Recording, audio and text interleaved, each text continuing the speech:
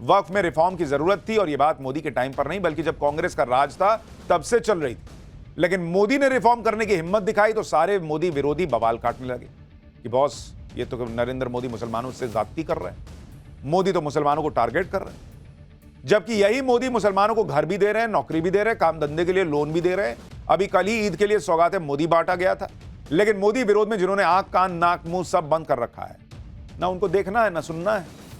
उन्हें तो सिर्फ यह दिखाई दे रहा है कि मुसलमानों के वोट कैसे उन्हें एक मुश्त मिलते रहें।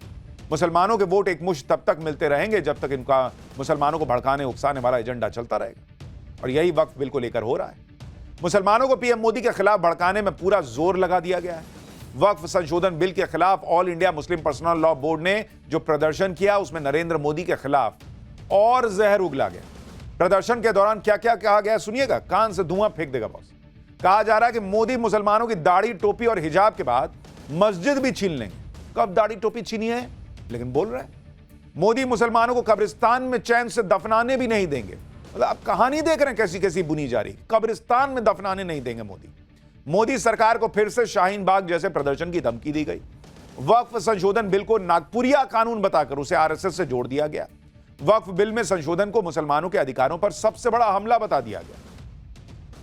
सिविल वॉर से लेकर पाकिस्तान तक वक्फ बिल के खिलाफ हर तरह की ऐसी बयानबाजी हो रही है कि भाई जो नहीं भी सोच रहा होगा उसके मन में आग लग जाएगी कि ना मुसलमानों पे तो बहुत अत्याचार हुआ। इससे मुसलमान मोदी की सौगात भूल जाए और उसके दिमाग में वक्फ वक्फ वक्फ घूमता रहे, बस इसका प्लान है। और मैं आपको रियलिटी चेक दिखाऊंगा, जो वहां गए उनको पता भी नहीं है ढंग से कि क्या है वक्फ बिल जिसकी बात हो रही है। मुसलमानों के अंदर यह भरा जा रहा है कि मुसलमान खतरे में है, जबकि सच यह है कि जिस वक्त वक्फ को लेकर यह सब बवाल चल रहा है उसी वक्त मुरादाबाद में कीर्तन कर रही महिलाओं पर पथराव हो गया। हजारीबाग में हिंदू यात्रा पर पत्थर चल गए। हिंदू राजा का अपमान हो रहा है, उसे लेकर बहुत बवाल हुआ है आज। इस सब के बारे में आज आपको विस्तार से दिखाऊंगा। देखना चाहिए आपको कि क्या चल रहा है देश में। लेकिन पहले यह देख लीजिए कि वक्फ को लेकर कैसे मुसलमान अब सड़क पर आ गया है, कैसे बवाल मचा है और कैसे नीतीश कुमार के बहाने नरेंद्र मोदी को टारगेट किया जा रहा है।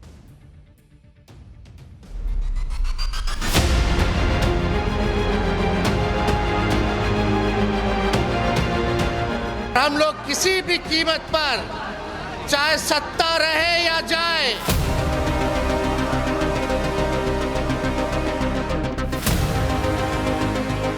सियासत इस कदर लोगों पर एहसान करती है, पहले आंखें छीनती है फिर चश्मे दान करती है।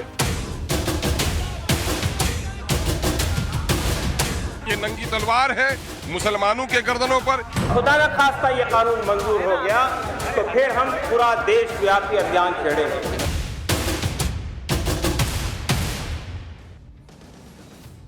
वक्फ संशोधन बिल पर पहले दिल्ली में प्रदर्शन हुआ था, दिल्ली के बाद बिहार में प्रदर्शन किया गया और जिसकी दो वजह दिख रही हैं। पहली तो यह कि बिहार में नीतीश कुमार हैं जो मोदी सरकार को समर्थन दे रहे हैं और मुस्लिम संगठन बार बार नीतीश कुमार पर दबाव डाल रहे हैं। दूसरी बात, बिहार में इसी साल विधानसभा चुनाव है और इस बिल के बहाने बिहार में मोदी के खिलाफ इंडी गठबंधन के समर्थन में मुस्लिम वोट को कंसोलिडेट करने का प्रयास हो रहा है। इसलिए आप देखिए कि इस प्रदर्शन में लालू यादव भी पहुंच गए भाई, जिनकी तबीयत ठीक नहीं चल रही है। लालू यादव पहुंच गए प्रदर्शन में, तेजस्वी यादव भी साथ में पहुंचे हुए थे। तेजस्वी यादव ने इसका एहसान भी गिना दिया कि लालू यादव स्वस्थ ना होने के बावजूद मुसलमानों के लिए यहां पर आए हैं। तेजस्वी यादव को सुनिए जो कह रहे हैं कि किसी भी कीमत पर इस बिल को पास नहीं होने देंगे। आज यहां बीमार अवस्था में भी आप लोगों का साथ देने, यहां हम सब लोग आपके हाथों को मजबूत करने के लिए यहां पहुंचे हैं और हम लोग किसी भी कीमत पर, चाहे सत्ता रहे या जाए, इसकी हम लोगों को परवाह नहीं है। लेकिन ये गैर संवैधानिक बिल और लोकतांत्रिक बिल का हम लोग पुरजोर सदन में भी विरोध किया था, संसद में भी विरोध किया था। ये इन नेताओं का कॉन्फिडेंस है कि जिस बिल को लेकर सीधा सीधा प्रश्न यह है कि सेक्युलर भारत में अगर सेक्युलरिज्म जैसा कुछ है तो वहां पर एक धर्म विशेष को ऐसा कैसे कुछ मिल सकता है जो बाकियों को नहीं मिला हुआ है। लेकिन इनका कॉन्फिडेंस है कि हम मुसलमान के साथ दिखेंगे तो मुसलमान का वोट लेंगे, लेकिन अगर गलत में भी मुसलमान का साथ दे रहे हैं तो भी हिंदू का वोट तो आ ही जाएगा जाति के नाम पर। पटना में all India Muslim Personal Law board का प्रदर्शन चल रहा था। लालू, तेजस्वी सब पहुंच गए वहां पर, और इनको देखकर लोग यही कह रहे हैं कि ये वही लोग हैं जो महाकुंभ नहीं गए। महाकुंभ को फालतू बता रहे थे लालू यादव, लेकिन जब मुस्लिम संगठनों का बुलावा आया, बाप रे बाप, खराब तबीयत के बावजूद चले गए वहां तेजी से। यह तक कह दिया कि चाहे सत्ता रहे या न रहे, बिल नहीं पास होने देंगे। वक्फ संशोधन बिल के खिलाफ लालू यादव और तेजस्वी यादव इतना जोर क्यों लगा रहे हैं, इसका पीछे का वोट गणित भी आपको समझा देता हूं। दरअसल अगर आप देखेंगे, सबको बिहार का चुनाव दिख रहा है कि भैया बिहार में चुनाव है और वहां पर स्थिति क्या है, आपको यह देखनी चाहिए। बिहार में अगर आप देखेंगे मुसलमान कितनी बड़ी संख्या में है, क्या प्रभाव छोड़ता है आप देखिए। आबादी कितनी है? आप 18%, 18% बॉस बिहार के अंदर मुस्लिम आबादी है। और अगर आप मुस्लिम वोट देखिएगा 2020 में, मुस्लिम वोट किसको कितना गया था, अगर इसका गणित देखिएगा, एनडीए को 5%, मात्र 5%, जिसमें जेडीयू प्लस बीजेपी है बॉस। जेडीयू के नाम पे फिर भी मुसलमान वोट कर दे तब भी 5%। और इंडिया अलायंस को जो आप देखिएगा, कांग्रेस प्लस आरजेडी, इनको गया था 76%, 76%। अब आपको समझ में आ रहा है कि क्यों लालू यादव खराब तबीयत के बावजूद वहां पहुंच गए। साल 2024 का लोकसभा चुनाव, एनडीए को 12% वोट गया, इंडिया अलायंस को 87% मुसलमानों का वोट बिहार के अंदर गया। इन्हीं 87% मुस्लिम वोट को एक मुश्त बनाए रखने और इसे और बढ़ाने के लिए वक्फ संशोधन बिल के खिलाफ जोर आजमाइश हो रही है। आप यह भी समझिए कि मुस्लिम वोट की राजनीति करने वाला पार्टियों के लिए तो वक्फ संशोधन बिल उस मौके की तरह है जिसके दम पर वो एक मुश्त मुस्लिम वोटों की फसल काट सकते हैं। इसलिए इस बिल के खिलाफ बहुत भड़काऊ बयानबाजी हो रही। बिहार में असदुद्दीन ओवैसी की पार्टी के विधायक अख्तरुल ईमान को सुनिए, जो गृह युद्ध जैसी धमकी दे रहे हैं। कह रहे हैं कि वक्फ बिल मुसलमानों की गर्दन पर लटकती हुई तलवार की तरह है। सुनिए एक बार इनको। मोदी इस मुल्क में मुसलमानों को चैन से जीना भी नहीं देना चाहते हैं और कब्रिस्तान में चैन से दफनाया जाए उसके लिए भी हालात वो खराब कर रहे हैं। अगर ये काला कानून बन गया तो न जाने कितनी मस्जिदों में ताले लगेंगे, खानकाहें वीरान होंगी और कब्रिस्तानों में बुल्डोजर चलेंगे। हम इस मुल्क में खाना जंगी नहीं चाहते हैं। ये नंगी तलवार है मुसलमानों के गर्दनों पर, ये नंगी तलवार है देश के संविधान पर, ये नंगी तलवार है हिंदुस्तान के सोशल फैब्रिक हिंदू मुस्लिम सिख ईसाई के इत्तेहाद पर। बयान सुन रहे हैं आप? ये बिल जो है वो मुसलमानों का चैन छीन लेगा अगर ये बिल आ गया तो। इसका मतलब अभी तक जो वक्फ कानून चल रहा है उससे मुसलमान एकदम बम है, चैन में है, बंगलों में रह रहा होगा, सब मुसलमान करोड़पति हो गया होगा। नहीं होना क्या होगा फिर इनके हिसाब से? नहीं हुआ। क्यों नहीं हुआ ये समझना होगा उन मुसलमानों को जिनको भड़काया जा रहा है। वक्फ संशोधन बिल के खिलाफ आंदोलन की कमान All India Muslim Personal Law Board ने संभाली हुई है। इन्हें भी तो यह दिखाना है कि मुसलमानों की आवाज उठाने वाले असली ठेकेदार हम हैं। बिल के खिलाफ प्रदर्शन का अगला प्लान भी तैयार हो गया। दिल्ली और पटना के बाद अगला ठिकाना आंध्र प्रदेश है, जहां एनडीए में शामिल चंद्रबाबू नायडू की सरकार है। वहां भी Muslim Personal Law Board Chandrababu Naidu की पार्टी पर दबाव डालेगा कि वो इस बिल का समर्थन ना करें, और अगर किया तो फिर मुसलमानों का सपोर्ट हमेशा के लिए खो देंगे। All India Muslim Personal Law board के सदस्य कैसे शाहीन बाग की याद दिला रहे हैं वो सुनिए। फिर बताऊंगा कि जब पटना में हमारी टीम ने वक्फ बिल के विरोध में जमा हुई इस भीड़ से सवाल पूछा कि भाई क्या है, क्या दिक्कत है तुम लोगों को, उसके बाद देखिए क्या ये लोग जवाब दिए। लेकिन पहले सुनिए इन लोगों को।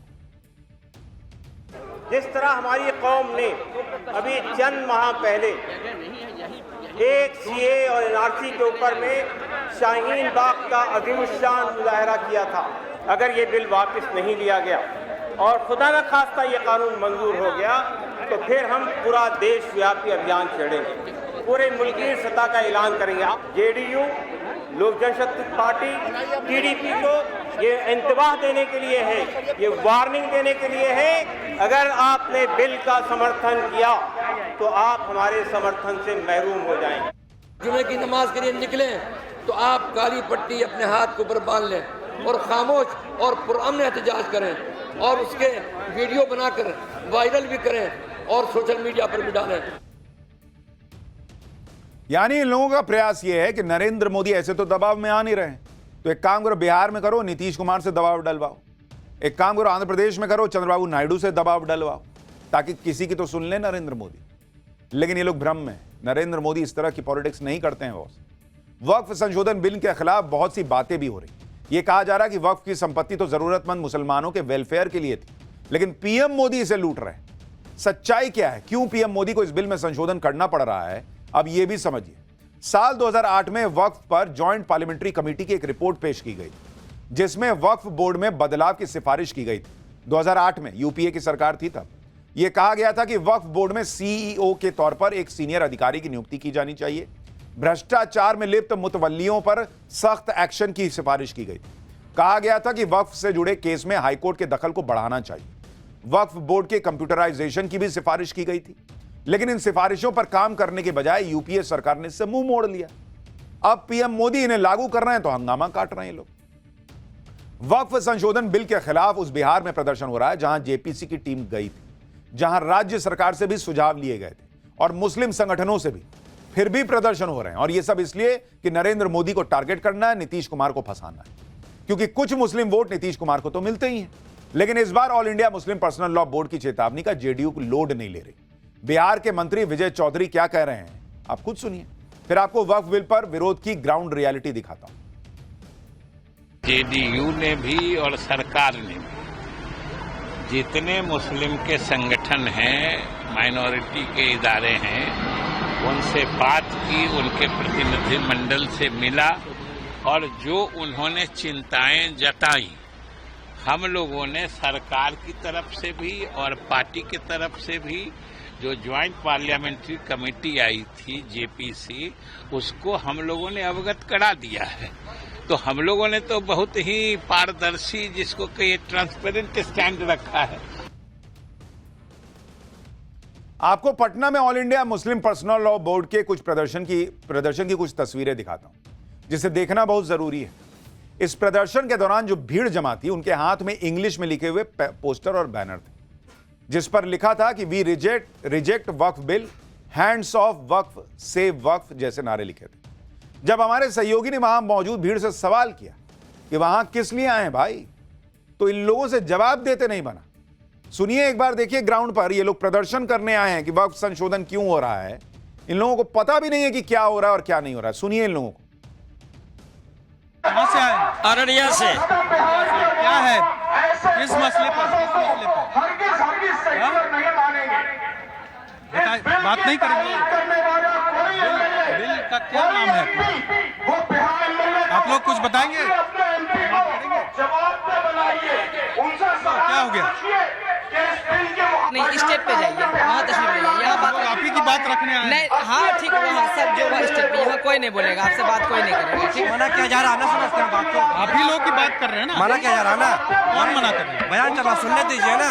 साफ तौर से मना ही है लोगों को बोलने के लिए, साफ विरोध करते हैं लोग, यहाँ पर बात करने के लिए तैयार नहीं है।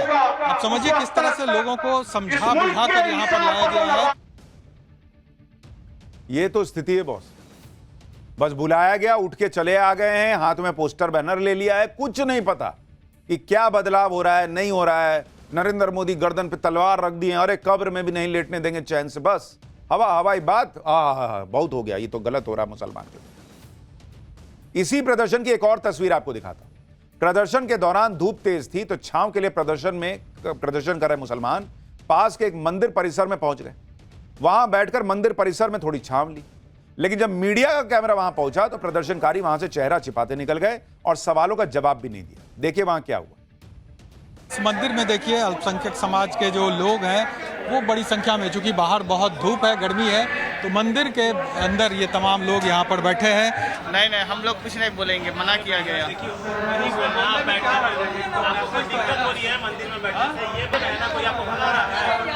अब माइक लगा, कैमरा चला, तो ये लोग मंदिर से यहाँ पर निकला हुआ है। आ जाएंगे। लोग बैठे हैं, चार लोग बैठे हुए थे, आप लोगों को देखा नहीं गया। तो देखिए यहाँ पर किस तरह से अब खाली हो गया, क्योंकि मीडिया जैसे ही हम पहुँचे हैं यहाँ, और यहाँ पर जो तमाम लोग बैठे हुए थे वो यहाँ से उठकर निकल गए।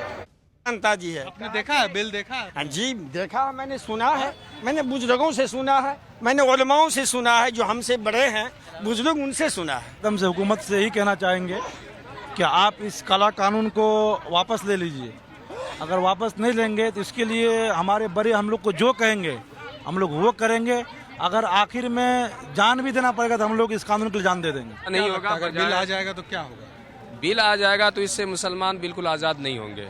जैसे अभी आज़ाद की ज़िंदगी गुजार रहे हैं, मस्जिदें आज़ाद नहीं रहेंगी, कब्रिस्तानें आज़ाद नहीं रहेंगी, ये उनके गिरफ्त में आ जाएगा, उनके पकड़ में आ जाएगा। वो जैसा कहेंगे उसके हुक्म के मुताबिक हम लोगों को चलना पड़ेगा।